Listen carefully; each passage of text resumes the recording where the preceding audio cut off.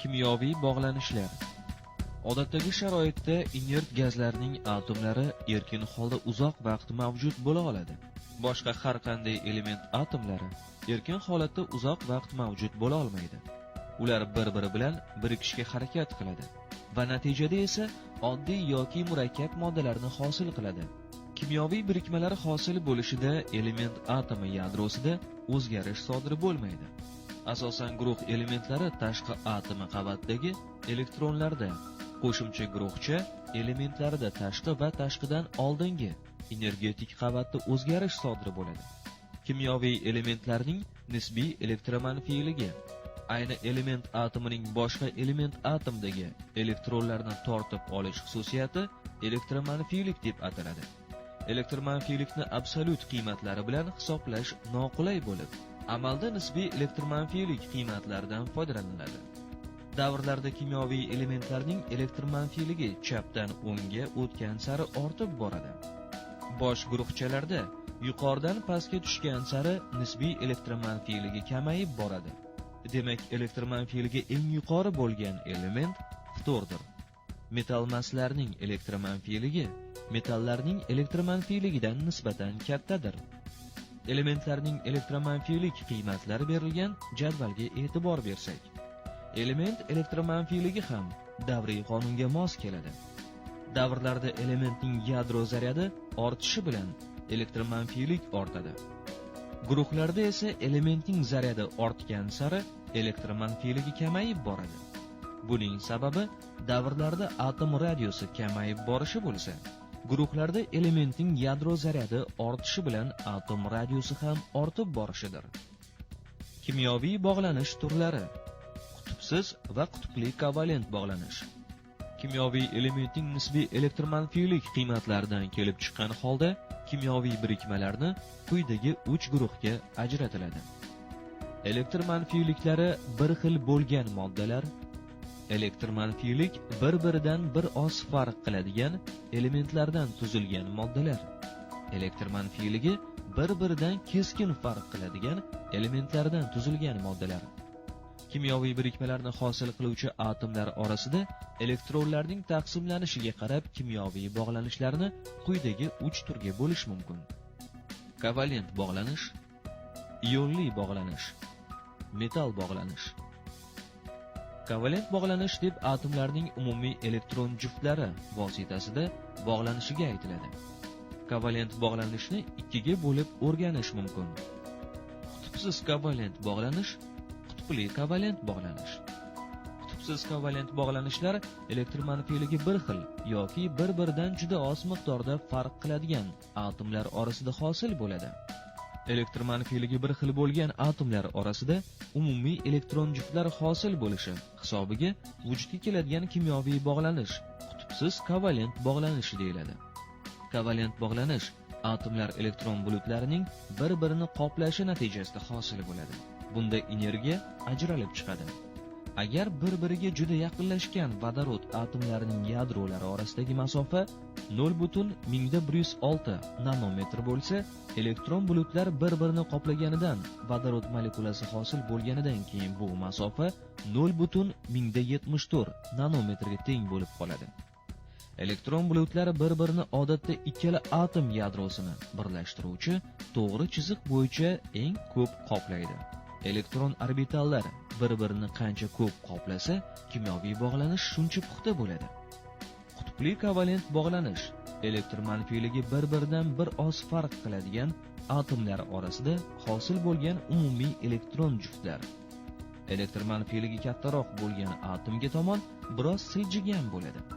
Elektronlar jufti xlor atomiga tomon siljigan, chunki xlor atomi nisbiy elektromanfiyligi 3, vodorod atomnikiga 2,1 ga qaraganda kattaroq.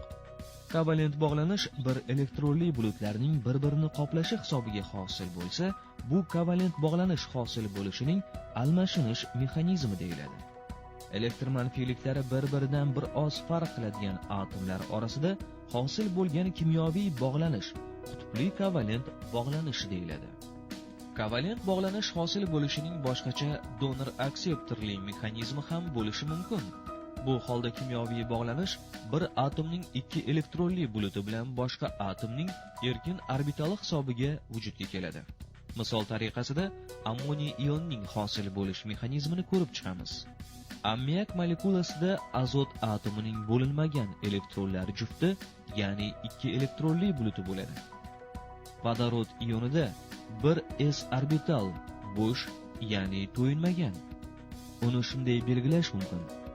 Bo'sh yacheyka ammoniy ioni hosil bo'lishida azotning ikki elektronli buluti azot bilan vodorod atomlari uchun umumiy bo'lib qoladi. Ya'ni u molekulyar elektron bulutga aylanadi. Demak, 4-kovalent bog'lanish vujudga keladi. Bo'linmagan elektronlar juftini beradigan atom donor, uni biriktirib oladigan, ya'ni bo'sh orbital beradigan atom akseptor deyiladi. Bir atomning donorning ikki elektronli buluti va boshqa atomning akseptorning bo'sh orbitali hisobiga kovalent bog'lanish hosil bo'lishi mexanizmi donor akseptorli mexanizm deyiladi. Shu yo'l bilan hosil bo'lgan kovalent bog'lanish donor akseptorli yoki koordinatsion bog'lanish deyiladi. Ionli bog'lanish. Metallar o'z tashqi energetik qavatlaridagi elektronlarni berib, musbat zaryadlangan ionlarga oson aylanadi. Metalmaslar esa aksincha, tashqi energetik qavatiga elektronni oson qabul qiladi va manfiy zaryadlangan ionlarga aylanadi. Ionli bog'lanish vujudga kelishini natriy xlorid hosil bo'lishi misolida ko'rib chiqamiz. Shu birikmani hosil qilgan natriy va xlor atomlari elektromanfiyligi jihatidan bir-biridan keskin farq qiladi. Xlor atomi o'zining tashqi qavatiga bitta elektron qo'shib olib, manfiy zaryadlangan zarracha xlor ioniga aylanadi. Natriy atomi bitta elektron berib, musbat zaryadlangan zarracha natriy ioniga aylanadi. Metalmaslik xossasini namoyon qiladigan xlor atomi haddan tashqari bir tomonlama qutblanadi. Molekulyar elektron bulut elektronlar jufti batamom xlor atomiga siljigan bo'ladi. Bu hol elektronning natriy atomidan xlor atomiga o'tganligi bilan barobardir. Ionlar orasida elektrostatik tortishuv tufayli vujudga keladigan kimyoviy bog'lanish elektrovalent yoki ionli bog'lanish deyiladi. Ionlarning bir-biriga tortilish yo'li bilan hosil bo'lgan birikmalar geteropolyar yoki ionli birikmalar deyiladi. Shunday qilib, ionli bog'lanish to'yinmaganligi va yo'nalmaganligi tufayli ionlardan tarkib topgan birikmalar ionli kristal panjarali qattiq moddalar bo'ladi. Metal kristal panjarasini metal atomlari va ularning musbat ionlari hosil qiladi. Ular o'rtasidagi bog'liqlikni erkin elektronlar hosil qiladi. Metallarning bunday tuzilishi ularning asosiy fizik xossasini ko'rsatib beradi. Ya'ni metalning rangi, tok o'tkazuvchanligi, issiqlik o'tkazuvchanligi, egiluvchanligini asoslab beradi. Bularning hammasi metal atomlarining valent bog'lari hisobiga hosil qilgan bog'lari kuchsiz bog'langan bo'lib, atom yadrosidan oson ajraladi. Natijada u yerda kationlar hosil bo'ladi, ya'ni musbat ionlar hosil bo'ladi va kristal panjarada harakatlanadigan elektronlar hosil bo'ladi. Ba'zan ularni elektron gazlar deb atashadi. Shunday qilib, metal bog'lanish kristal panjaradagi ionlarning harakatidan hosil bo'ladi. Metallarning bog'lanishi hech qanday yo'naltirilmagan, chunki kristal panjaradagi erkin elektronlar kristal panjarada teng taqsimlangan bo'ladi. Kristal panjara turlari. Kristallarda shu kristallarni hosil qiluvchi zarrachalarning muntazam ravishda joylashuvi kristal panjaralar deb ataladi. Qattiq moddalar odatda kristal tuzilishli bo'ladi. Ular zarrachalarning fazoda qat'iy muayyan nuqtalarda to'g'ri joylashuvi bilan tavsiflanadi. Bu nuqtalar bir-birini kesib o'tuvchi to'g'ri chiziqlar bilan fikran birlashtirilsa, kristal panjara deyiladigan fazoviy karkas hosil bo'ladi. Zarrachalar joylashgan nuqtalar kristal panjaraning tugullari deyiladi.